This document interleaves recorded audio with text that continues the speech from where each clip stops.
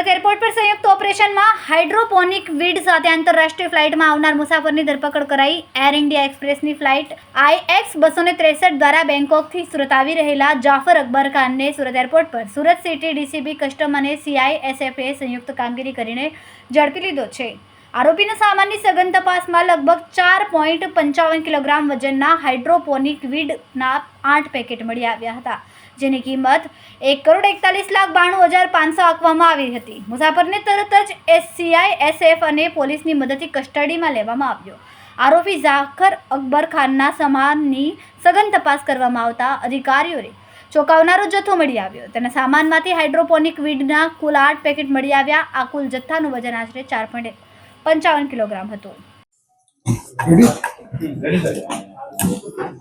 સુરત શહેર પોલીસ દ્વારા ડ્રગ્સના વિરુદ્ધમાં જો મુહિમ ચલાવવામાં આવી રહી છે અને એને જ ભાગરૂપે છેલ્લા 1.5 માસથી જો ક્રાઇમ બ્રાન્ચના ટીમ એક વર્કઆઉટ કરતી હતી, જેમાં ઇન્ફોર્મેશન હતી કે અમુક જો દેશના સ્મગલરો છે જો અલગ અલગ એરપોર્ટ ઉપર આપણા અન્ય દેશો ખાસ કરીને ક્યારે દુબઈથી, ક્યારે જો બેંકોકથી, બાંગ્લાદેશથી અલગ અલગ જગ્યાઓ ઉપરથી જો આ લોકો સ્મગલિંગના માધ્યમથી અલગ અલગ એરપોર્ટો ઉપર જો નાર્કોટિક્સના જથ્થા લઈને આવે છે અને એને જ ધ્યાન રાખીને જો પૂરી ક્રાઇમ બ્રાન્ચની ટીમ ડીસીપી ક્રાઇમ રોજિયાના નેતૃત્વમાં અને ડુમસ પોલીસ એર જો કસ્ટમ જો એર ઇન્ટેલિજન્સ યુનિટ છે, CISF, આ બધાના સંકલનમાં ગઈકાલે એર ઇન્ડિયાની ફ્લાઇટ જો બેંકોકથી આવી સાંજે 7:40 વાગે, એમાં એક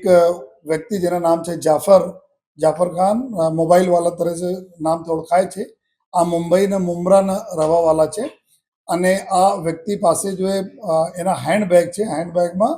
નાર્કોટિક્સનો જથ્થો છે એવી ઇન્ફોર્મેશન એને મળી હતી। એના આધારે જો ગઈકાલે સમગ્ર જો કમ્બાઇન્ડ ટીમો એના જો એરપોર્ટ ઉપર પકડી અને બેગ ચેક કરતા તો બેગમાંથી જો એના પાસે 2 બેગો હતી, એક ચેકિન બેગેજ હતા, બીજા એના પાસે હેન્ડબેગ હતા, ટ્રોલી બેગમાંથી એક લેડીઝ પર્સ હતા। લેડીઝ પર્સમાં લગભગ 2 પેકેટ હાઇબ્રિડ ગાંજા જેના અમે બોલીએ છીએ અને આ મળા જો અને સાથોસાથ ત્યાં એક બાળકો માટે જો રમવાના રમકડા હોય છે, આ અંદરના એના બોક્સ ખાલી હતા। આ બોક્સમાં બીજા જો પેકેટો મળ્યા, કુલ મળાઈને 8 પેકેટ જેટલા જો આપણા હાઇબ્રિડ ગાંજા, જેના સાયન્ટિફિક નેમ હાઇડ્રોવીડ તરીકે એના ઓળખવામાં આવે છે, આ મળા જેના વેટ કરતાં જો કરીબ 4 કિલોગ્રામથી વધુ ના વેટ છે એના અને ટોટલ અત્યારે જો એની માર્કેટ વેલ્યુ છે જો નાર્કોટિક્સ કંટ્રોલ બ્યુરો તરફ સે માને છે અને 35 લાખ રૂપિયા જો પર કેજી છે। તો આ રીતે કહીને 1,41,41,00,000 રૂપિયાના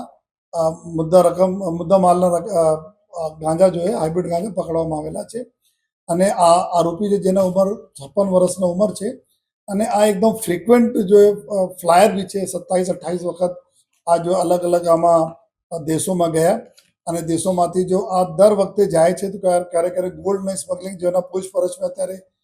નીકળ્યા છે કે ગોલ્ડની સ્મગલિંગ કરે છે, મોબાઈલની સ્મગલિંગ કરે છે, અલગ અલગ જો બહુ મહેંગા જો આપણા જો પ્લેઇંગના જો સાધનો હોય છે એના સ્મગલિંગ કરે છે, નાર્કોટિક્સ સ્મગલિંગ કરે છે અને આ જ પ્રક્રિયાના ભાગરૂપે એના બીબી છે, એના જો પત્ની છે, નુસરા બેગ કરીને એના પત્ની છે જો બુસરા બેગમ કરીને પત્ની છે,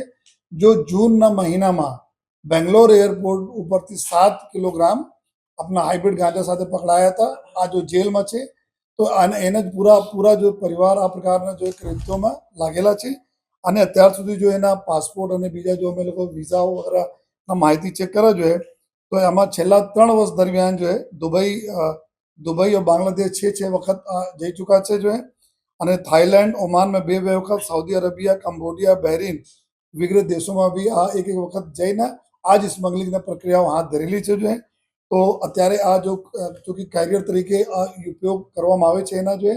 અને એક ખેપ આવે તો ખેપ પ્રમાણે એના રકમ 1 લાખ રૂપિયા તક જો પર ખેપના રકમ એના મળે છે જો જ્યારે લઈ આવે અને એના મોડસ ઓપરેન્ડી પણ આ પ્રકારના છે કે જ્યારે આ પ્રકારના માલ લઈને આવે છે, કોના આપવાના છે એના જ ફોટોગ્રાફ જો સામેવાળા વ્યક્તિને આપવામાં આવે છે,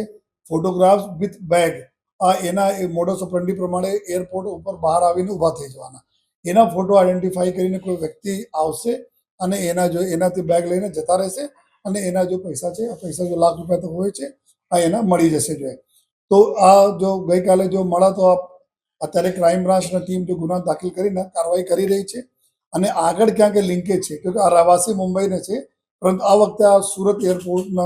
આંતરરાષ્ટ્રીય એરપોર્ટના ઉપયોગ કરેલા છે. તો બીજા પૂરે લિંકમાં ક્યાં ક્યાં છે કોણ છે ક્યાં જવાના હતા માલ જોઈએ આ બધા જો ક્રાઇમ બ્રાન્ચની ટીમો જો એના ઉપર ઇન્વેસ્ટિગેશન કરી રહી છે. આ જો હાઇબ્રિડ ગાંજા જો હોય છે આ નોર્મલ ગાંજા કરતાં અલગ હોય છે. બિના માટીને એના છોડ ઉગાડવામાં આવે છે અને આ એના બહુ શક્તિશાળી ગાંજા હોય છે. તો અત્યારે બહુ લોકોમાં બહુ પ્રચલન જો ડ્રગ યુઝર છે એમાં છે. એના કિંમત 35 લાખ રૂપિયા પર કેજી હોય છે જેના લીધે અત્યારે અલગ અલગ જગ્યાઓ પર એની સ્મગલિંગ ચાલે છે. એ સુરત શહેર પોલીસ પૂરી મક્કમ છે કે આ પ્રકારના